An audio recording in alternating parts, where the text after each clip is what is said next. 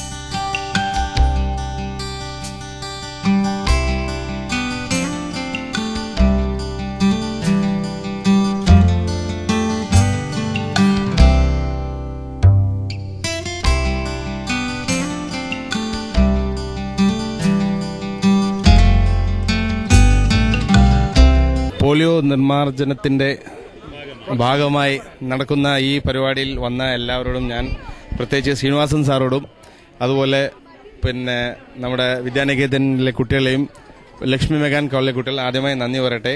നമ്മൾ ഒരുപാട് മെനക്കെടുന്നുണ്ട് ഇതിനു വേണ്ടിയിട്ട്. നമ്മുടെ ഇന്ത്യയിൽ ഭാരതത്തിൽ ഇതുവരെ കഴിഞ്ഞ കൊല്ലം മാത്രമേ ഒരു കേസ് റിപ്പോർട്ട് ചെയ്തിട്ടുള്ളൂ. ഇത് ഒരു കൊല്ലവും ഒരു മാസമായി ഇതുവരെ ഒരു കേസും റിപ്പോർട്ട് ചെയ്തിട്ടില്ല. അത് വളരെ നല്ലൊരു കാര്യമാണ്. ഇനി അടുത്ത 2 കൊല്ലത്തേക്കും കൂടി ഒരു കേസും റിപ്പോർട്ട് ചെയ്തില്ലെങ്കിൽ ഭാരതം കംപ്ലീറ്റ്ലി പോളിയോ വിമുക്തമാക്കും. അതിനു വേണ്ടിയിട്ടാണ് നമ്മൾ ഇതെല്ലാം ചെയ്യുന്നത്. അതിനു വേണ്ടിയിട്ടാണ് നമ്മൾ പോരാടുന്നത്. അതിന്റെ ഒരു ബോധവൽക്കരണത്തിന് വേണ്ടിയാണ് ഇന്ന് ഇവിടെ ഈ ജാഥ സംഘടിപ്പിച്ചത്. അതിനു വേണ്ടി എല്ലാവരും പങ്കെടുത്ത എല്ലാവരോടും ഞാൻ കാഞ്ഞങ്ങാട് റോട്ടറി ക്ലബ് മിഡ് ടൗണിന്റെ പേരിലും അത് സ്വന്തം പേരിലും ഞാൻ നന്ദി പറയുന്നു.